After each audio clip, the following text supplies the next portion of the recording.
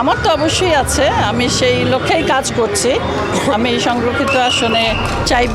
এবারের নির্বাচন নিয়ে সাধারণ মানুষ থেকে শুরু করে তারকাদের মধ্যেও আগ্রহের শেষ নেই। যদিও দেশে অন্য নির্বাচনের মতো করে এবার রাজনীতিতে হাকডাক নেই তারকাদের। এরই মধ্যে খবর এসেছে এমপি হওয়ার আশা প্রকাশ করেছেন দাপুটে খল অভিনেত্রী রিনা খান। এতে শেষ নেই নতুন চর্চার।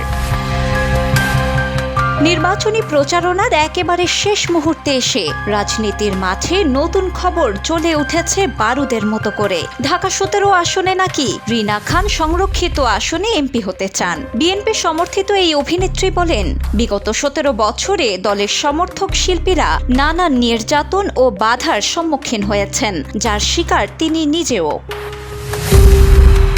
বর্তমানে রিনা খান বিএনপির চেয়ারম্যান তারেক রহমানের পক্ষে ধানের শীষ প্রতীকে ভোট চাইতে মাঠে নেমে দলের জন্য কাজ করে যাচ্ছেন। তিনি আশা প্রকাশ করেন, আসন্ন নির্বাচন পরবর্তী সময়ে সংরক্ষিত আসনে একটি এমপি সিট পাবেন।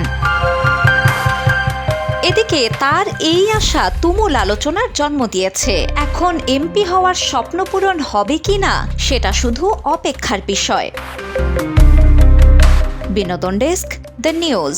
এমপি হতে গেলেই যে আসতে হবে তা না, আমরা থেকে কাজ করব। দেশে দেশে সবার সাথে, দ্য নিউজ।